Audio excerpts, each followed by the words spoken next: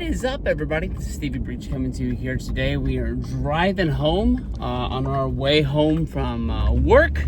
Last night, big Monday Night Raw. We had the debut of the Wyatt Six. Debut of these guys coming out. We've been waiting for them, honestly, for a long time. This group, of course, led by Uncle Howdy. Bo Dallas. Bo Dallas never got like the real big favorable run in WWE. He came to the main roster. He came kind of with like a little bit of a debut and a little bit of a winning streak, then just fell off. You could really tell that, even though Triple H gave him a run in NXT, he was an NXT champion, which a lot of people thought was like the big golden stamp that this guy's gonna make it. Not a guaranteed main eventer, but at least a guy that's, they know is going to be a good hand, and they can use him on Raw or SmackDown. And then basically fell off to the point where he was in the B team with Curtis Axel. He was in the what was the name of that group? I remember they were like so over the trip of like WrestleMania 32. It was Adam Rose, Curtis Axel, Heath Slater, and Bo Dallas. I can't remember the name of that group. They weren't beating anybody. They weren't a real stable that you knew was going to be having a pay-per-view match, or they weren't building up towards like a War Games or anything like that, or a Survivor Series match. They just were some guys that hung out together, and I don't even think they really had any favorable matches. They never. I can't even think of any matches that they won. But Bo Dallas quietly left the company.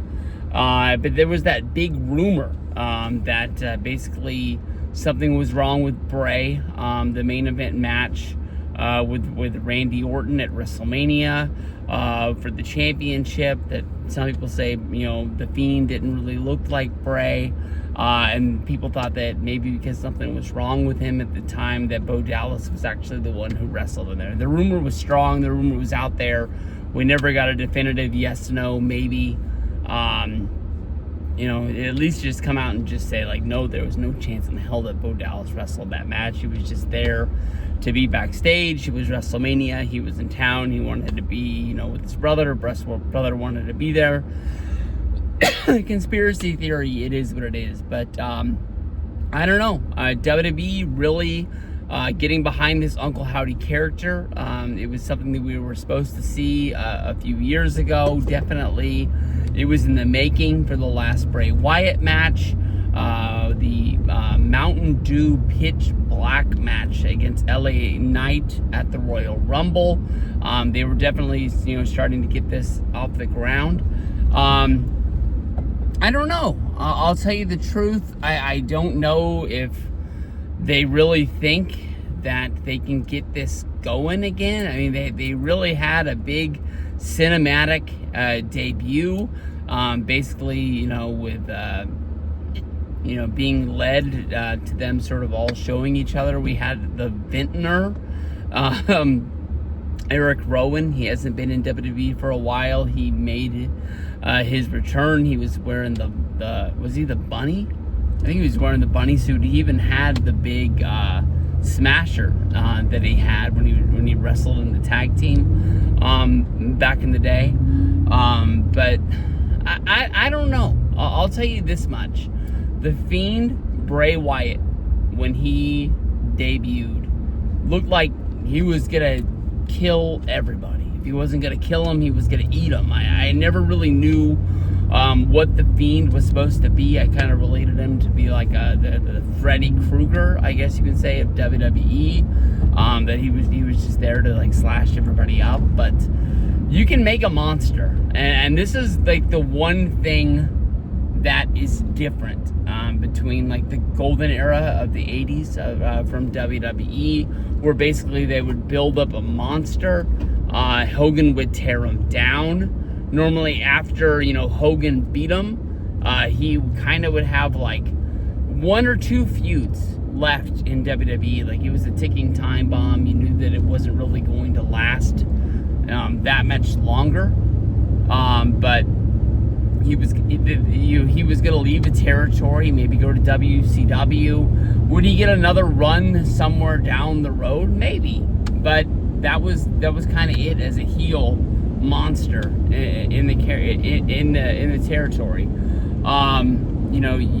You get a chance, you come in, you start killing people, they make you look strong, but then once you start getting beat, the magic is done. I think that was kind of like what happened with Bray Wyatt.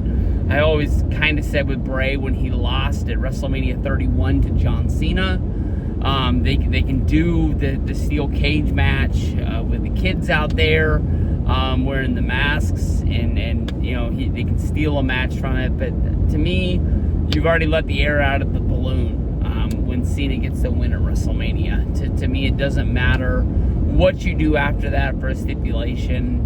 WrestleMania is always the match that people are going to remember. It should be the blow-off of a feud, not the first match in a string of 3 matches in a feud. So this Wyatt 6 group, even though they only have 5 members in there, I heard on Cheap Heat that maybe the 6th member is just the Bray Wyatt, to find a way to keep him alive. Now we have a Sister Abigail. Sister Abigail was always a member of the Wyatts that we never saw, that kind of was acted as the leader that pushed Bray in the directions, besides for the one time they were going to have a match, Sister Abigail against the Demon Finn Balor at that TLC pay-per-view, and Bray had to miss it, and then they ended up replacing it with AJ Styles.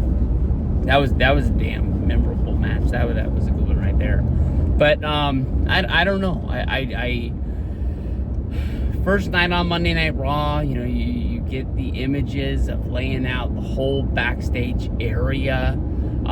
Chad Gable's down. It looked like Gunther was down. One of the few peoples that we didn't see was Braun Strowman. Braun Strowman has a connection. He was in the documentary. He was also a member of the Wyatts when he first debuted. So, he has a connection to the group. Could he be a member that we haven't seen yet, that is gonna, have a more big reveal to sort of add more stipulation to the group? Because that's of right now.